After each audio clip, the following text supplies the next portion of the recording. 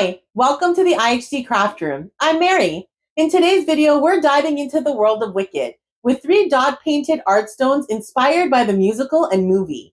One for Glinda, one for Elphaba, and one Wicked-themed design. So grab all your stuff and let's get crafty. This is Mary. Welcome to the IHC Craft Room. For materials, we'll begin with a 5-inch oval art stone, a 4-inch heart-shaped art stone, and a 3.5-inch round art stone. All of these have been made and hand-poured from Mortar. Liquidtex matte varnish, Deco art acrylic paint in white, black, silver morning, hunter green, Christmas green, Tutti Frutti, pastel pink color shift, and sour apple green. And some pretty rhinestone stickers. For tools, we'll begin with some parchment paper, a variety of paintbrushes, my dotting tools including a pencil and eraser, some Gorilla Glue, toothpicks, Q-tips, a paint palette, a cup of water, a wet rag, some Wicked images, and a pair of tweezers. I really wanted the color of these art stones to be impactful because I'll be using minimal paint colors to dot the designs on them. So that means the background colors really need to pop. So I'm going to start by layering some of this darker hunter green around the edges of the art stone. And then I'll add some of the lighter Christmas green to the center. I'm using a sponge brush for this because I find it much easier to blend colors using a sponge brush. The truth is, I'm not very good at blending out my background colors, so I really enjoyed the chance to work on that skill with all 3 of these art stones. I'm just going to keep that same energy for the second coat too. Just keep adding and blending until you get the right balance. I really wanted the center to be bright and fade into a dark outer rim, and I'm super pleased with the end result. So let's keep that background safe with a few thin layers of varnish. Make sure that both the paint itself is really dry, and then also make sure that each layer of varnish is super dry before you add another. Trust me, it pays to be patient about this. Now that our base coat is ready to fly, let's talk about the image we're going to dot onto it. I'm using an image from the official movie website because I really wanted to use the new modern take on Elphaba's signature pointed hat rather than an old played out traditional witch hat. I'm not able to freehand draw anything but stick figures, so today we'll be using my favorite technique to get around that unfortunate fact. We're going to use the lead from a pencil to coat the back of this image. I'm going to make sure to really cover the surface with my pencil and make sure that the whole image is covered by this big gray square that I'm just basically coloring in with my pencil. Excellent. Now comes the magic part. I'll use a dotting tool for this, but any sharp yet blunt tool will do. And I'm just going to go ahead and applying pressure with my dotting tool, I'll just outline the image. I'm really making sure to press down firmly with the dotting tool because what we want is for that lead to transfer off the back of the image and directly onto our art stone like a beautiful little outline. And just like that, voila! Man, do I love this technique. First, let's start by using some black paint and the 2mm pink stylus. These will be the largest dots we add to this piece, so let's go ahead and drop some dots along the frilly fringes and then across the bottom. The new twist that they put on this hat is twofold. First, there are those super cute frilly fringe tiers that run down the length of the whole hat. And as if that wasn't enough added wow, the actual material of the hat has this lovely textured fabric. That is excellent news for us because that means we can mimic that look using our dotting tools.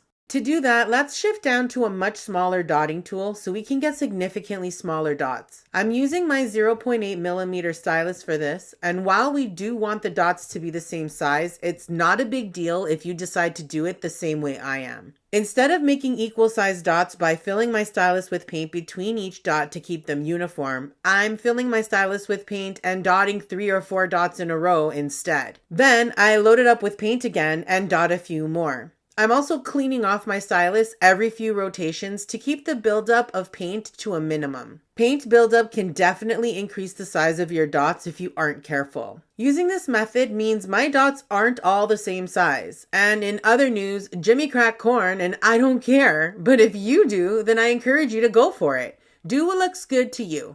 Once we've completed the outline of the hat, I'm going to work my way down from tip to brim section by section. I'm using a linear pattern because it does a great job at mimicking the fabric ribbing of this new version of Elphaba's hat. Once we get down to the brim, I'm going to continue the linear pattern, but still tuck some stray dots in here and there when the spirit moves me. And as the brim starts to fill in nicely, it also starts to hide the horizontal seam that joins the brim to the hat, which is no bueno. So let's go ahead and beef that seam up a bit, shall we? I'm going to use the same dotting tool, the 0.8 millimeter little guy, but I'm going to go ahead and dot right on top of that line and overlap my dots into what is essentially the beginnings of a solid line. But I won't fill it in any further, just enough to show that horizontal seams distinction from the rest of the hat. Isn't that lovely? And with that, Elphaba's cool new hat is done. Let's go ahead and float over to Glinda's heart-shaped artstone next. For this artstone, I wanted a brighter pink on the outside edges, so I used Tutti Frutti there with some of the pastel pink color change paint in the center, with an added drop of white to help brighten up the middle. I'm gonna save you watching me practice my blending skills and watching me seal this with varnish. I did though, so you should too. Now let's skip ahead. Now that the base paint and varnish are super dry, I'm gonna use the same lead pencil transfer technique as I did with Elphaba's hat. I'm going to go ahead and trace this pretty bubbly crown onto our artstone. Lovely. Now let's get to dotting. This crown will be challenging to see because of the silver paint, so my apologies, but I don't regret silver one little bit. In theory, I could have dotted it in white, and that would have been the smarter choice from a glare reduction perspective, but I don't care. The crown is supposed to be silver, so silver it shall be. So saith I. For this design, we're going to be using the 0.8 millimeter stylus and silver morning paint.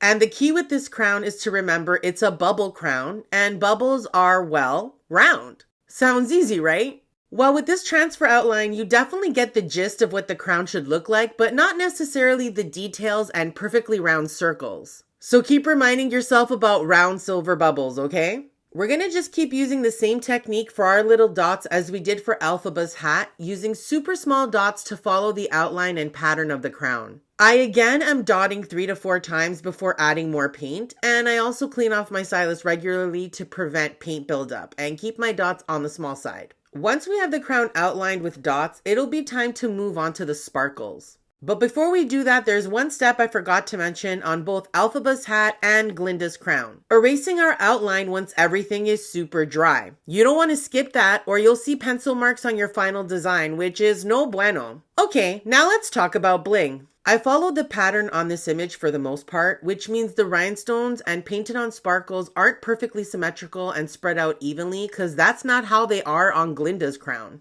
I'm using a super skinny brush and some more silver morning paint to draw in some star-shaped glitter. Now here's the thing, if I had rhinestones that were just a wee bit smaller than the smallest size I have, I would have made these sparkle stars much more petite. But if I did that, you wouldn't even see the sparkle under the rhinestones I do have, and that would be a travesty, so we ain't gonna do that, okay? Awesome. Now let's let these sparkles dry really well and we'll be ready for the finishing touches.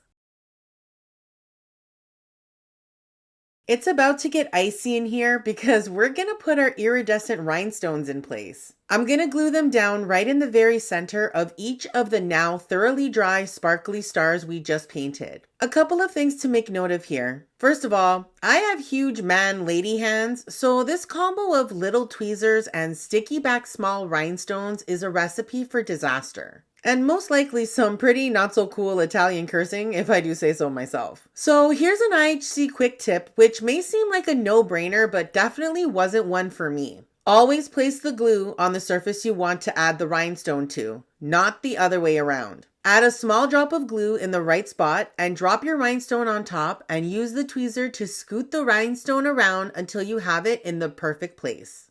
Let me tell you from experience that if you put glue on the back of the rhinestone instead, well, odds are if you have big man hands like I do, you'll butterfinger your way into dropping the rhinestone glue side down in the absolutely wrong spot. Not even close. And remember, it's Gorilla Glue. It dries fast and it dries securely. So if you leave the rhinestone in the wrong spot for even a fraction too long, so yeah, put the glue in the right spot and drop the rhinestone on top. Definitely the right way to go.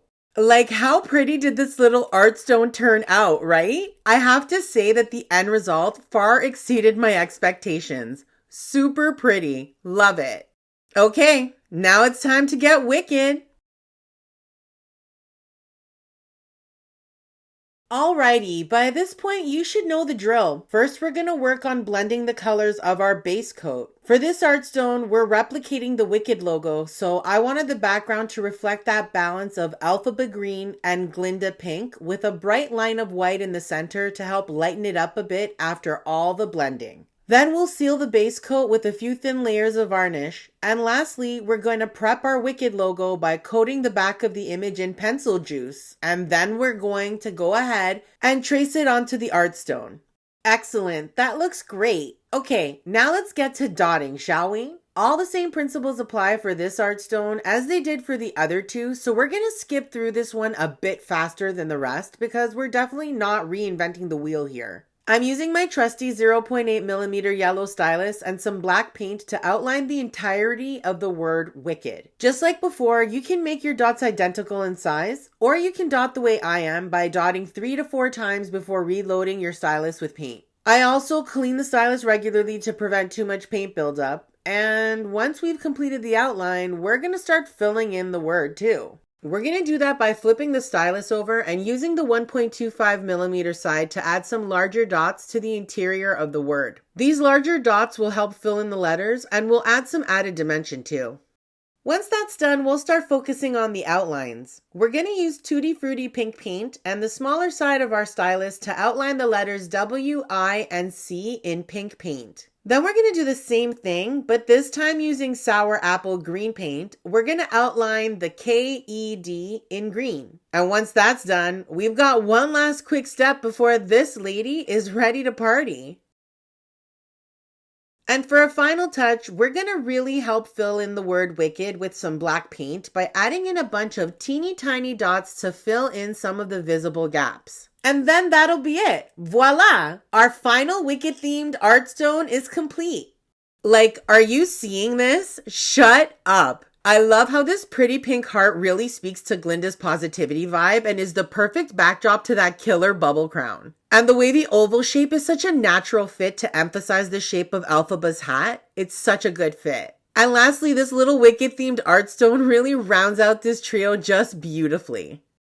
So what do you think? They came out really cool, right? I'm really happy with them. It's kind of hard to see the heart because of the silver, but up close and in person, man, is it stunning. I'm really, really thrilled with the way these all turned out. And as you can see, using that tracing method, it really is effective. And it makes it so that if you are not capable of freehand drawing, because I definitely am not, it doesn't stop me.